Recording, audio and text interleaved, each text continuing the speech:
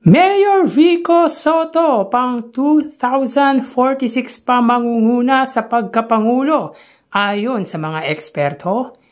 Yan ang pag-uusapan natin patungkol sa kinabibiliban, hinahangaan at pinakamahusay na punong lungsod sa buong bansa ngayong araw po. Pero bago natin talakayin yan mga kaparokya ay humiling ako na pakisubscribe ang aking YouTube channel, paki-like and share na din po mga kaparokya para mas dumami pa po ang makapanood ng content natin. Maraming salamat po sa inyo mga kaparokya. So yun nga mga kaparokya, grabe ang mga eksperto para kay Mayor Vico Soto dahil para sa kanila pang 2046 pa ito mangunguna at pwedeng maging Pangulo. Ayon po yan sa inilabas na write-ups po ng Pinoy History na may 1.8 million followers. So di basta-basta itong page na to mga kaparokya dahil para makuha mo ang ganyang kadaming followers, dapat ma-recognized ka muna. So yun nga po mga kaparokya, ayon dito, ayon sa mga eksperto, ito raw ang marahil na mangungunang magtatagisan sa presidential sa hinaharap. Anong masasabi mo?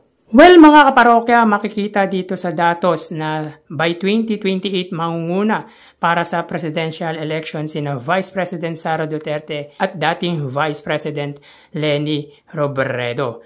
No question ako dyan mga kaparokya because the two ladies para po sa akin are the best contenders for the higher position.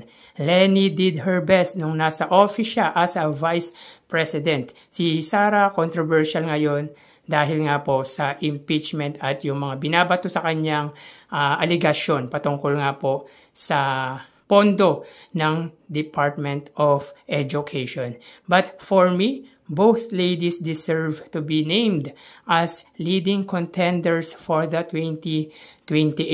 Pwede po natin ilagay dyan si Raffy Tulfo. Pero para sa akin, the two ladies are the best contenders for 2028. But take a look at para po sa 2034 presidential election. Bongo and Riza Hontiveros. Sa akin, magagaling sila as senator so far, but to lead the country, parang hindi ko pa nakikita ang mga ito na pamunuan ang ating bansa. By 2040 naman po mga kaparokya, si Pulong Duterte and Bam Aquino. 2046 po si Baste Duterte and the Mayor Vico Soto, and by 2052 ay anak po ng dating presidente na si Rodrigo Roa Duterte and Sandro Marcos na anak naman po ng kasalukuyang presidente na si Bongbong Marcos. Well, sino ba ang mga ekspertong ito na binabanggit ng nasabing Facebook page? Kasi parang one-sided sila para sa mga Duterte. Disclaimer lang mga parokya, I'm not against Duterte. Actually, I voted Digong noong presidential election noong 2016 at talagang isa ako sa humanga sa ginawa niya sa Pilipinas. Talagang masasabi ko na si Digong ang isa sa pinakamagaling na pangulo ng ating bansa. But again, iba ang ama sa anak. Yun ang paniniwala ko. But again mga parokya, parang masyadong matagal ang 2046 para kay Mayor Vico Soto. Sa akin lang kung pwede lang siya for 2028 presidential, bakit hindi, di ba? Kaso underage pa siya by that time. Pero Bongo, Riza Hontiveros for 2034, hindi ko pa po siya talaga nakikita sa future na pamunuan ang ating bansa. But they are one of the best senator so far para sa akin. But to lead the country by that time, tulad po ng sinabi ko, parang hindi ako sang-ayon dahil para sa akin walang ibang mas qualified pa kay Mayor Vico Soto. He has a political will at talagang may plataforma. Ang butihing mayor, hindi puro forma. Okay mga parokya, just to be fair lang sa mga ekspertong gumawa ng gantong datos.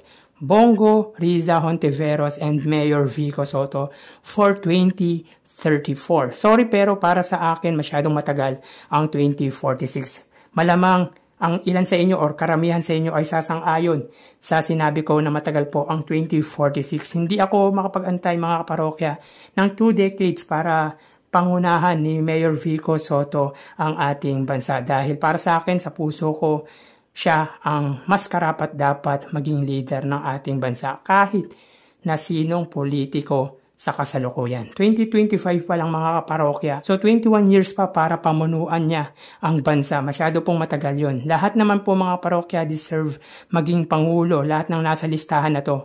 Pero iba po talaga yung quality ng Mayor Vico Sotto. Subok at may napatunayan na po. At alam po yan ng mga Pasigueño.